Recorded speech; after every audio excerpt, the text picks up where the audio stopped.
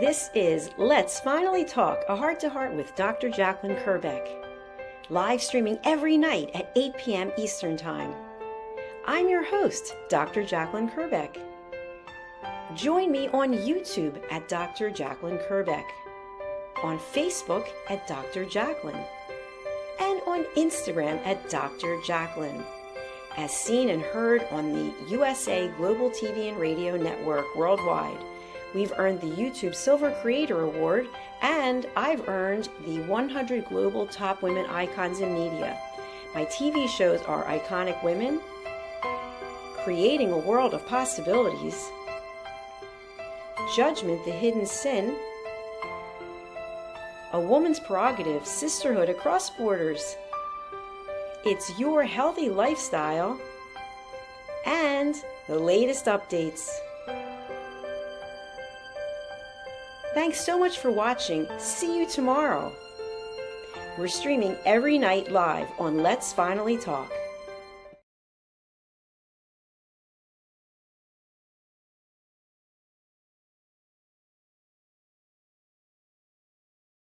Hello and welcome. Good morning, good afternoon, good evening. Welcome home to USA Global TV and Radio, and also to Dr. Jacalyn Kerbeck, both of our channels on YouTube.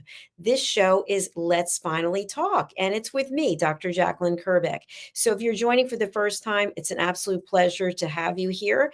This show is all focused and based on what I have trademarked and what I teach, which is known as elevated listening. And so my role is as the listening mentor, and I give you feedback based on my experience, my education, and the fact that I've either produced or hosted at least 9,000 TV shows. So there's a lot of experience that I have and a lot of knowledge. And so today our topic is beyond challenges, showing up anyway. And I feel like this is a really timely topic because it is the holiday season. And there are many times that we make commitments to do things and then something else comes up or we become overwhelmed. And so I'm going to share with you a few ideas that I really feel are important, and I hope that you will too. And basically, they are around the fact of when are we actually setting a boundary or when are we making an excuse? When are we giving ourselves grace and when are we pretty much quitting on ourselves? And I've been talking to a number of people just on a regular basis because I interact with a lot of people. And I've heard some different stories of what people have said. And so I want to examine the deeper meaning of what it means to show up, not just physically, but mentally and spiritually as well. And so if you have ever had any challenges and you have decided to quit something or to leave something, or maybe just turn your back on something, there's probably a really good reason for it that you might not even be aware of. And we're also going to look at how to break the cycle of excuses. So many times when we actually commit to doing something, we may not be totally committed to doing it in the first place. We may be doing it for someone else based on lower vibrations such as fear. If I don't do this, what will happen? So I've talked a lot about the fact that we can come from a place of fear or we can come from a place of love. And so when we encounter a challenge, based on whether or not we're coming from fear or love, may determine how we're actually going to show up. And when we are in our fear mode or anxiety or depression, and we are making decisions that might not be best for us, I always coach people and say two things. One, this is a temporary time in your life.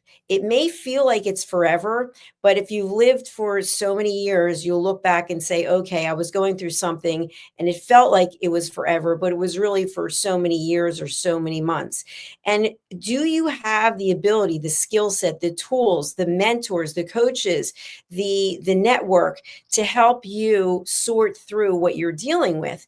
And if not, do you need professional help? So that's something I think you really need to ask yourself. When you have a challenge, are you showing up anyway, or are you retreating?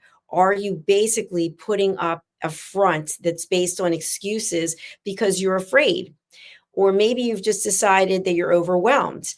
And so I ask you again, Do you have the tools and the network and the mentors to help you get through this situation? Or do you feel that it's so overwhelming that it's impacting your entire life in such a way where you're finding it hard to go on and you actually need to get some professional help? So, here are some common excuses for not showing up. And I'm going to read them because there's so many of them. Common excuses. I don't have enough time. I'm too tired. I'm too overwhelmed. Something came up. I'm not ready yet. I'm dealing with too much right now. I'm not motivated anymore. It's harder than I thought. I'm not seeing the results. I don't see the ROI. I don't want to fail. I'm too busy helping others. I didn't feel supported. These are common excuses. Maybe you've used them, maybe you've heard of them, of why people do not keep their commitments. So I always say when someone shows you who they are, then believe them. So recently, I've been in a number of very difficult situations, and I'm actually very proud of myself, not from an ego place, but from a heart centered place, that I continue to deliver on my commitments whereas other people do not. And it's not for me, as Mel Robbins would say, let them. It's not for me to decide or to blame or to judge, nor is it for you. But we're here bettering ourselves. So, this program, if you're watching it live or on the replay or hearing later as a podcast, if you're interested in really getting to know yourself, then you will be able to find peace. That's what I truly believe. When we look in the mirror and we realize we are our best coach, then that's an opportunity for us to reflect and say, you know what? I don't need outside applause. I don't need people to prop me up, to pick me up, to tell me how great I am because I already know. And so, therefore, when we make a commitment to doing something, we actually keep it because we know the only person we're letting down is ourselves.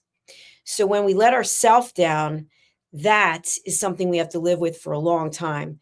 Because in most cases, when we let someone else down, typically they'll get over it or they just won't call us anymore. They won't invite us anymore. So I want to start off with before you get into a challenging situation, think about the choices you make and always look at what's the worst case scenario, what's the best case scenario, and then what's really realistic. And so before you commit to doing something, even in the holidays, if you make a commitment to go to two family houses on the same day, causing yourself a lot of stress and maybe your family, your partner, maybe don't do that this year. Maybe make a decision that, you know what, I don't want to let anyone down, but no one's really enjoying themselves by committing to two or three dinners, it's a lunch, a dinner, whatever it is in the same day, and maybe break it up. Maybe set a boundary for yourself so that instead of being under so much pressure during the holidays, you're not going to spend as much money. So, a challenge could be that every year you decide to give gifts to everyone and you really can't afford it. So, you take out the credit card and you just start charging things up. And then in January and February, you're stuck with this huge bill that takes you until the end of the year to pay off. Maybe set some boundaries now with your family and just be realistic and say, you know, this year I'd like to do things differently. Maybe we could do a secret Santa, or maybe we could each make something for each other. Think of ways that you can put yourself first and put yourself forward in a genuine way because people appreciate that. People respect that, especially when it comes to gifts. And this show is not about gifts per se, except the gift that we give to ourselves, which is really respecting ourselves. So before putting yourself in a challenging situation, maybe you ask yourself, do I really want to do this? Is this really worth my time and the upsetment that it's going to cause me later? So it's living with purpose and coming from a place of your heart. And I recently shared with someone, you know, as we get older, our bodies change. They invariably change. Now, of course, there are a few people out there that I don't know what's going on, but kudos to them because they really are defying age. I guess people in the blue zones, etc. But for most of us, our body's going to change. Our mind's maybe not going to be as sharp as it used to be, but we still have our heart and we have our spirit. And so the last thing that we want as we get older, in my opinion, is a broken spirit. A broken spirit, meaning that you weren't true in honoring your integrity. You made commitments, you made promises, you didn't deliver on them because you never intended to do it in the first place. So, we already looked at common excuses for not showing up. I want to talk about what showing up really looks like. And I have some bullet points here that I'm going to read. Keeping commitments even when it's inconvenient. So I know for me, there have been a number of times in my life where I committed to doing something. I actually knew I really didn't want to do it, but I did it because I didn't want to let someone down. And now I don't do that anymore. And it's been a shift, and it's been something that people have to get used to, but now people know what to expect and I know what to expect, and I live in peace. So when I go to sleep at night, I'm able to sleep. There are many times people are tossing and turning and they're up all night, they're worrying because you make commitments that you really didn't intend to keep. You thought maybe I can do it, but when it came to when it all was said and done, you really didn't want to do it.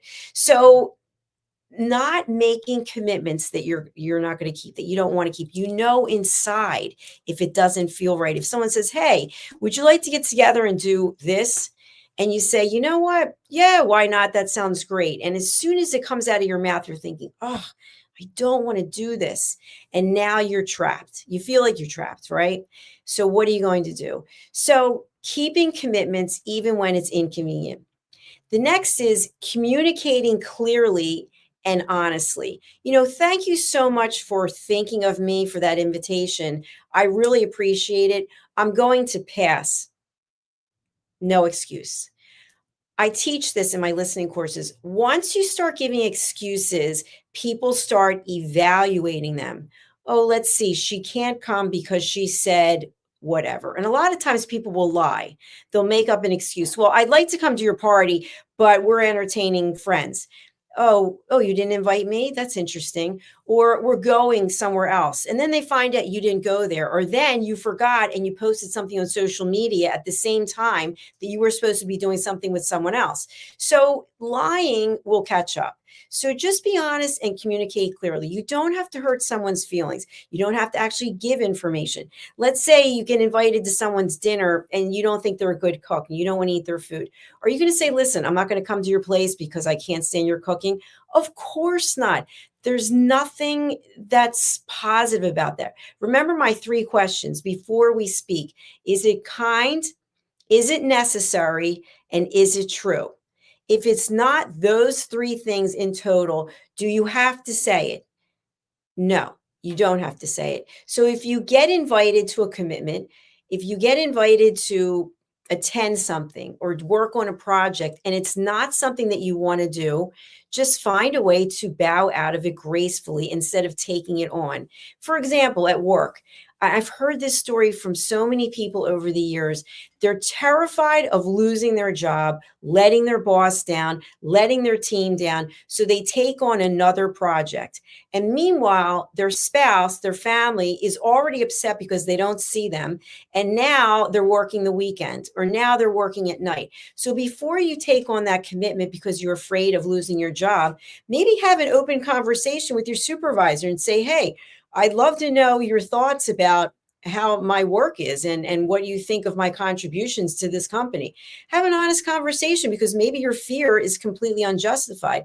Maybe it is justified, and maybe your supervisor will have an honest conversation and say, we feel like you could be applying yourself more here, or actually, we have you in mind for another position. Whatever the case may be, you taking on that extra project doesn't definitely mean that you're going to be seen in a more positive way within your organization. So think about that. Have good, clear communication. And going back to the home front, before you take on another project, should you discuss it with your partner? I would think so, unless you want to have a lot of aggravation. I'm all about peace, finding peace. And so that means communicating. The next is being dependable over time. And I want to add something onto this because this, I think, is really key. It is crucial to be dependable and not rub it in someone else's face. The last thing I want to hear from anyone is, oh, I did this and this. You don't have to tell me. I know what you're doing. I'm paying attention.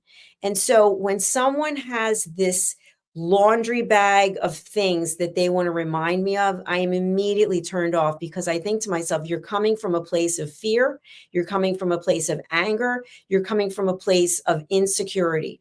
Because if someone really cares about you, whether it's personally or professionally, they're paying attention to what's going on. They might not know every single little detail. I personally am not a detail person, although I have to be very much in the details and running business from a certain perspective. But at the same time, I'm very strategic. So I know the people who are doing what they said they're going to do. And I know the people who are loyal, and I don't need to be reminded of that. And I want you to think of that too. Are you someone who's constantly reminding other people of all the things that you do for them? If you are, maybe you should stop doing them. Because if you're in a situation with people who respect you and care about you, you don't have to prove that to them.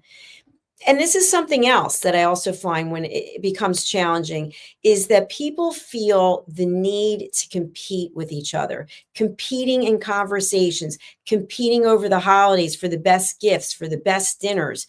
We don't have to compete with each other. We can just accept each other for who we are. We each bring different things to this world. And so let's celebrate those things instead of trying to compete with one another. It's one thing if you're a professional athlete, you're in the Olympics, you're playing a professional football game. That's one thing. Okay. But as human beings, we don't have to compare and compete on a regular basis because it's exhausting. We have to show up for ourselves. When we show up for ourselves with integrity, we show up for ourselves with love and compassion, that actually goes out into the universe. When we are showing up in a peaceful way, we're putting peace out into the world.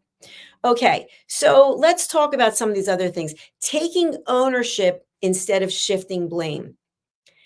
Have you ever been in a conversation with someone and they consistently are blaming other people? Maybe they're blaming the weather, they're blaming the president, they're blaming the economy. They're always blaming someone or something instead of taking accountability for their own behavior.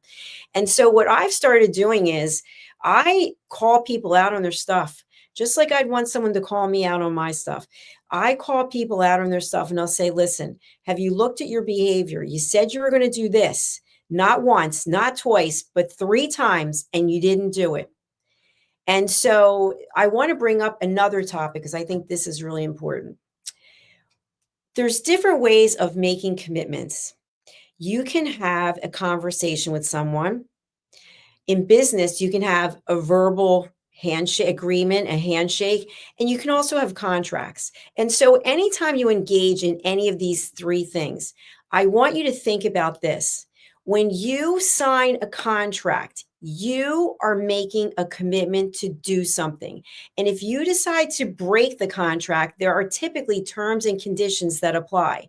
They apply to you, the one who has decided to sign the contract. So I have heard from people, everything I do revolves around contracts because I have people on my team from all over the world. People of different cultures, speak different languages. It's very clear when you have a contract, then there are the ramifications. And so I have had people come back to me and say, oh, I guess you're not my friend anymore. I'm sorry, you signed the contract. You broke the agreement. That has nothing to do with friendship. That has to do with you not keeping your word.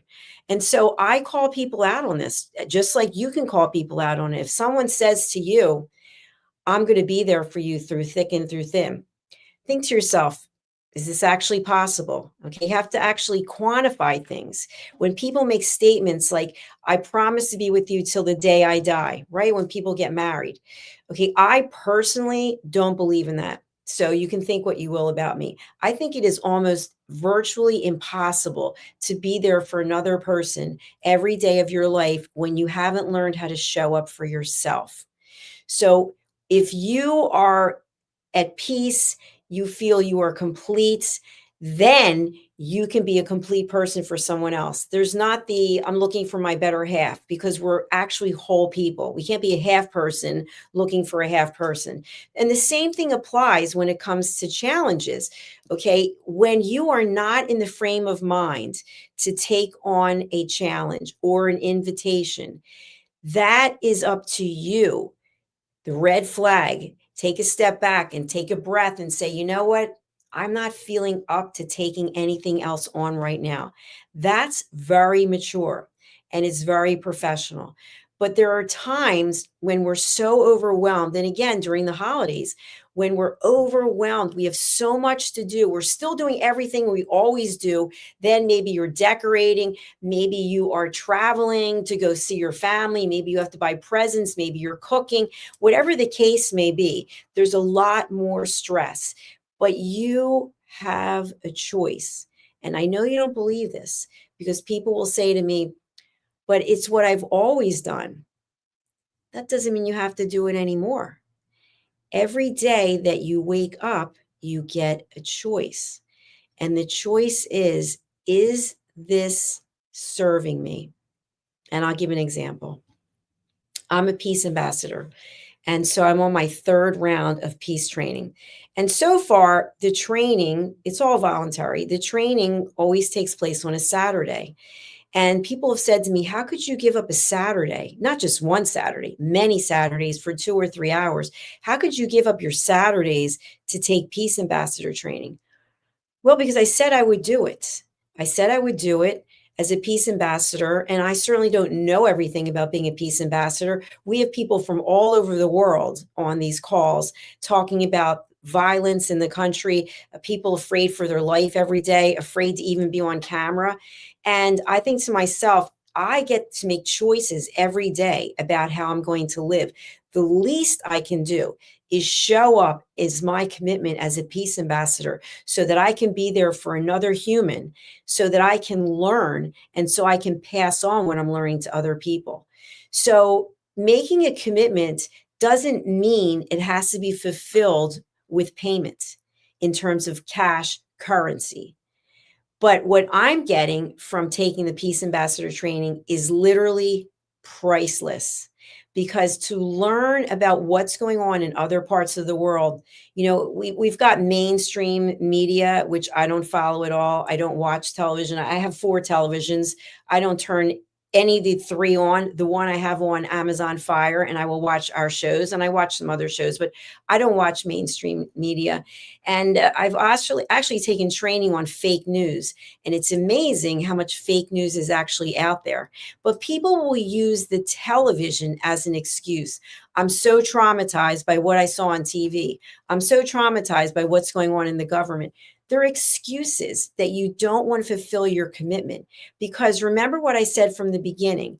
If you're in a situation where you are so overwhelmed and you don't have tools that you can access, you don't have mentors, you don't have coaches, you don't have a network, you can't go on YouTube and find videos, self-help videos, you can't go to a library and get self-help books. If you feel that you have literally no way forward to help yourself, then it's time to get professional help. But for every other one of us, we have so many resources to help us that we can't use people and circumstances as excuses of why we are not honoring our commitments. Because we get a choice, and the choice is we can say, no, I choose not to participate. So, one thing about me I'll share is I have never been a person who likes to stay out late at night. I don't like to go to parties. When I was young, very, very, very young and of age, I went to discos. You couldn't pay me to go to a nightclub. I have no interest in going to a party because in my mind, parties are filled with drugs. That's just in my mind. That doesn't mean that it's true.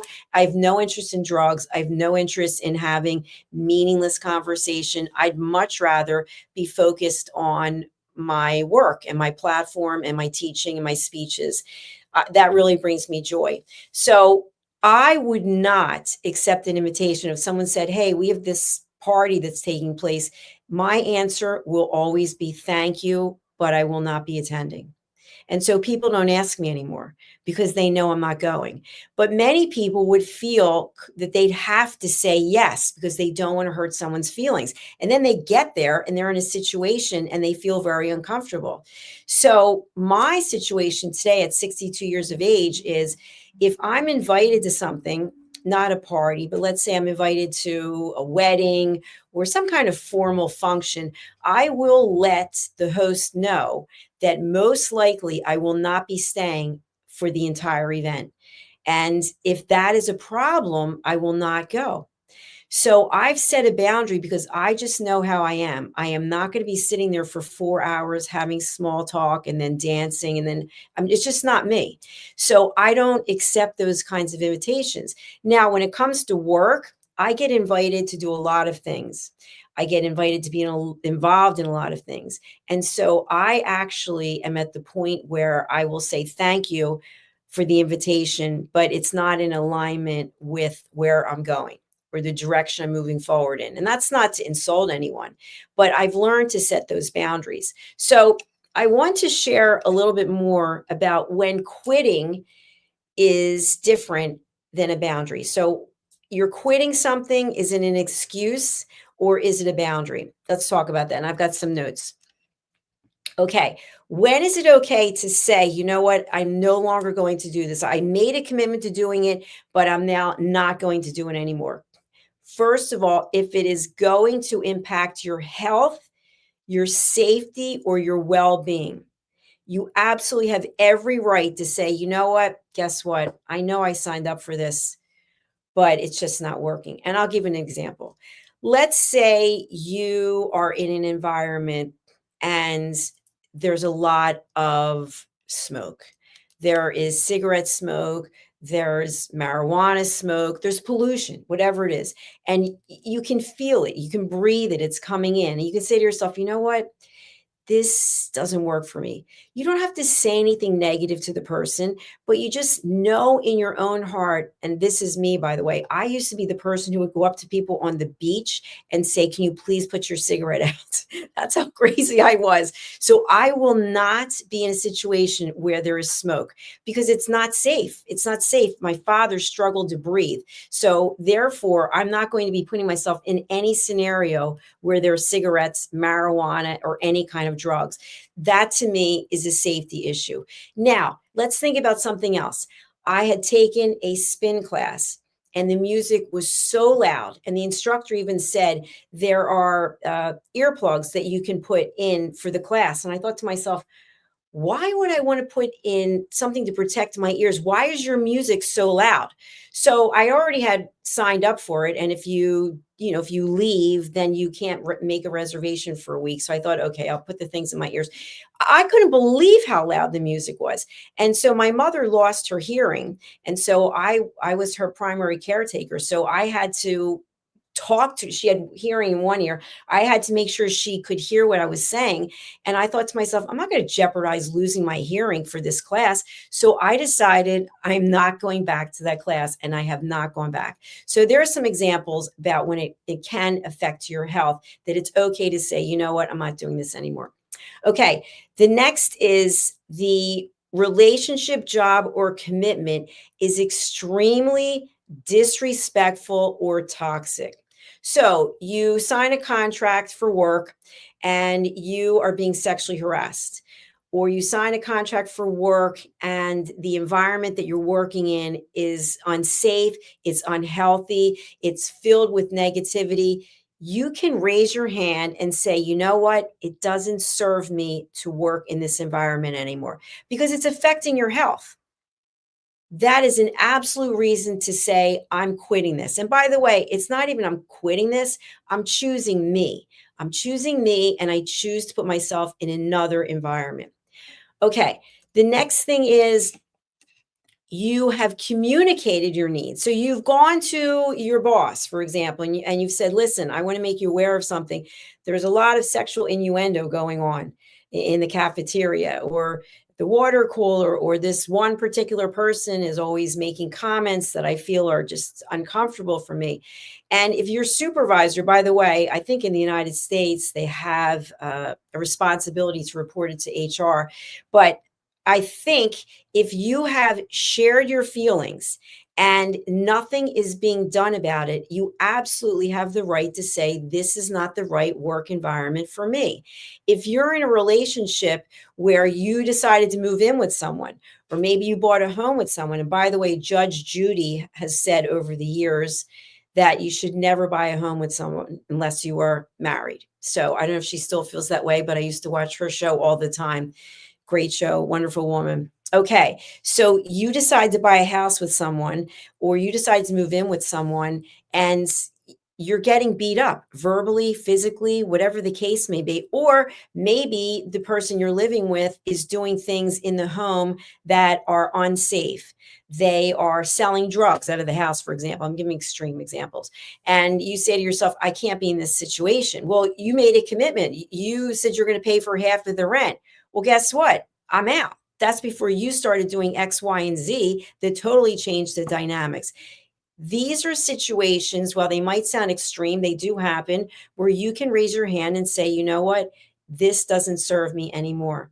Let's say you're a religious person and you go to church, you go to synagogue, wherever it is that you go, and all of a sudden they start teaching things that you don't believe in, that you don't feel comfortable with, that are against your religious beliefs. You could be open minded and say, you know what? I'm going to choose to learn. Or you may say to yourself, you know what? I'm so upset with the way I feel about this that I'm choosing to leave.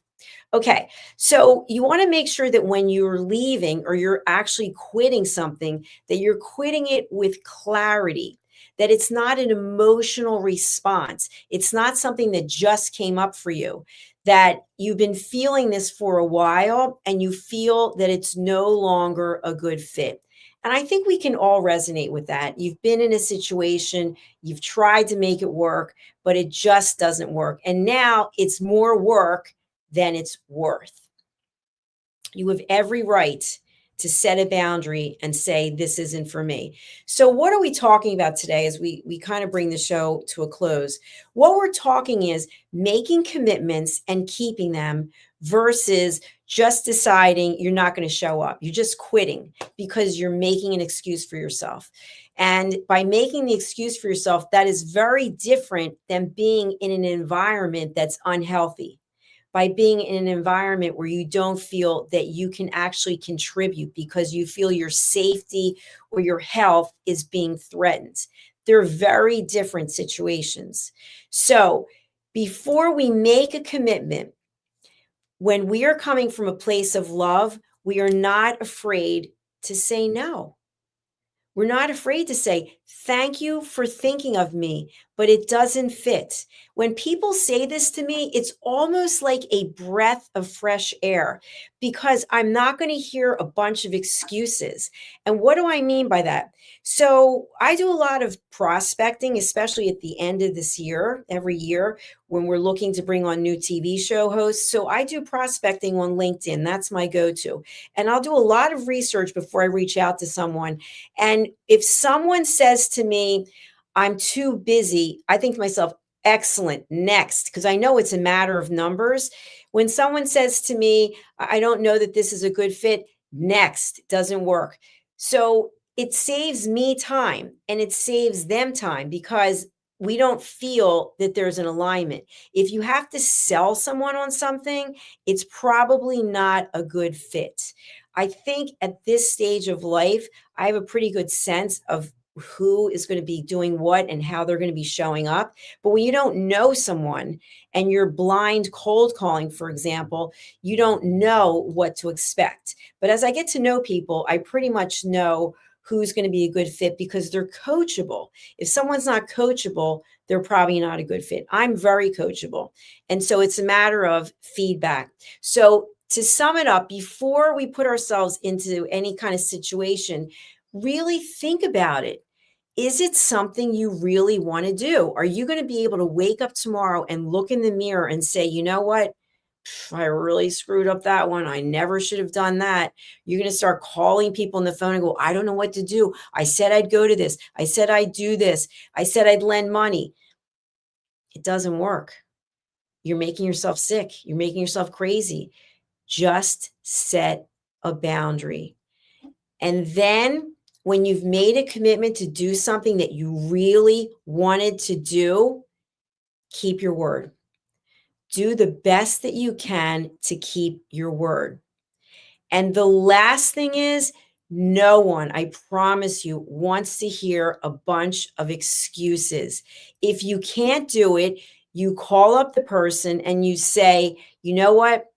I told you I could do this, but now my circumstances have changed and I'm unable to do it. No explanation. The reason is because no one cares about the explanation. All they know is you said you were in and now you're out. And sometimes that happens.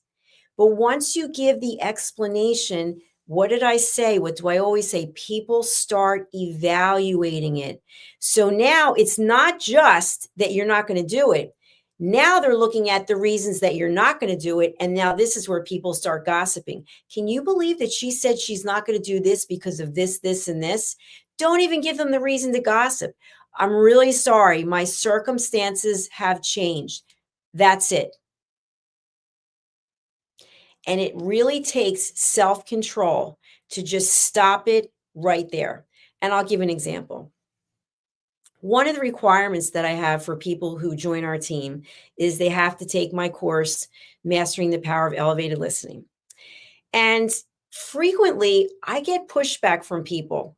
And here's what I hear: I have a master's degree, I have a doctorate, I've been teaching communication for years, I'm a full professor. That's great. Thank you for sharing that. You still have to take the course. What do you mean? Why would I have to take the course? Because it's a requirement and because it's likely that you could learn something. I'm not going to learn anything. What's the first thing I hear from that? Not coachable. Coming from a place of ego. Think they know everything.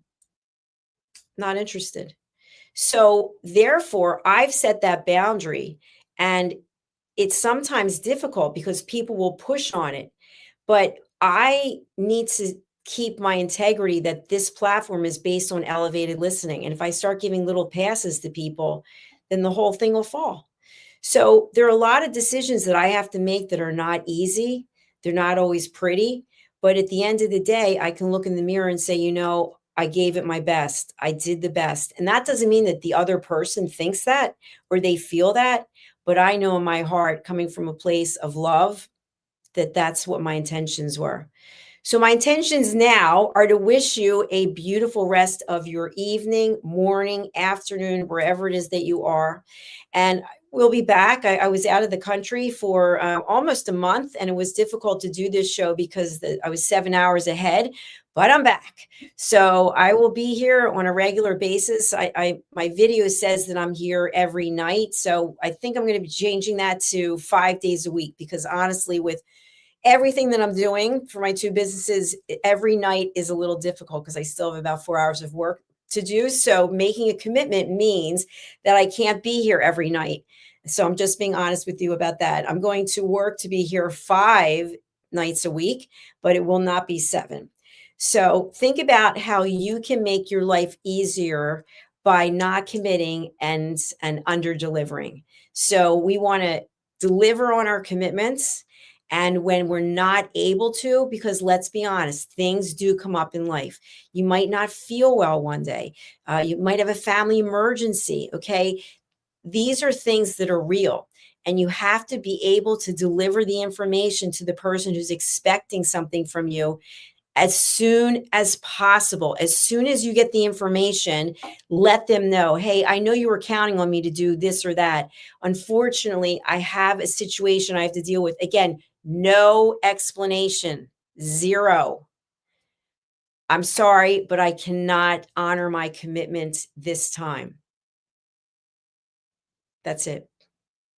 So I hope that helps you. I hope you have some really good heart to heart with yourself and think about beyond challenges, showing up anyway. The difference between when you're actually making an excuse or you're quitting for a good reason, like your sanity, your safety, or your health. Thank you so much. What I'd like to do right now is, it's just going to take me a minute to bring it up, but I've recorded a music video with my dear friend, Dr. Madeline Chan, and it's called Please Listen to Me. And here it is. I'm going to play it now. Let's take a look. You can buy this. You can download it over on Apple, Amazon, Spotify, and you can also watch it again on YouTube. But the downloads would be great because I get 70 cents of every download. Yay! At least that's what I'm told. Okay, here we go.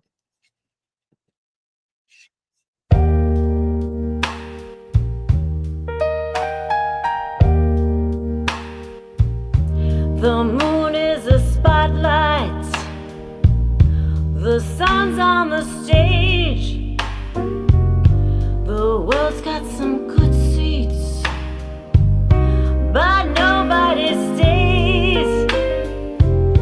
They get their opinions. I've got mine too. So, darling, please listen to what I say. Listen, babe, now, listen, babe, now.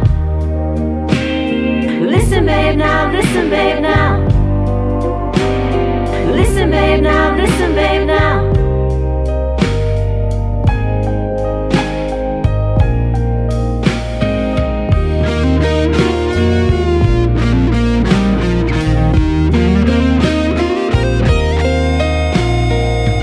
If our love isn't true, what can I do? Reinventing myself, letting go of you. I've got a confession, just a thought or two. Darling, I'm better off without you.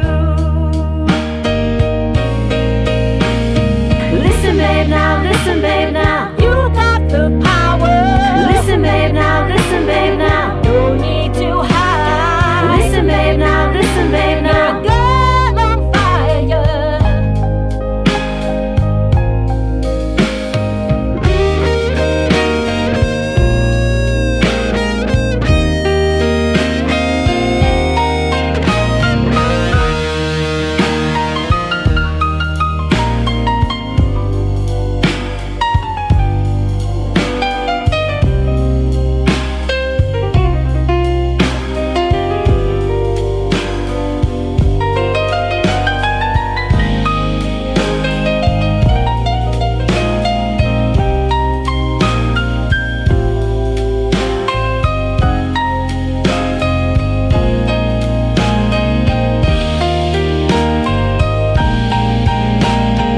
Listen, babe, now, listen, babe, now. You got the power. Listen, babe, now, listen, babe, now. No need to hide. Listen, babe, now, listen, babe, now. Girl on fire. Listen to what I say.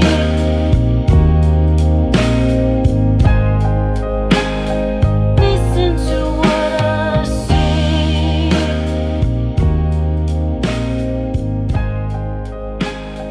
Listen to what I say.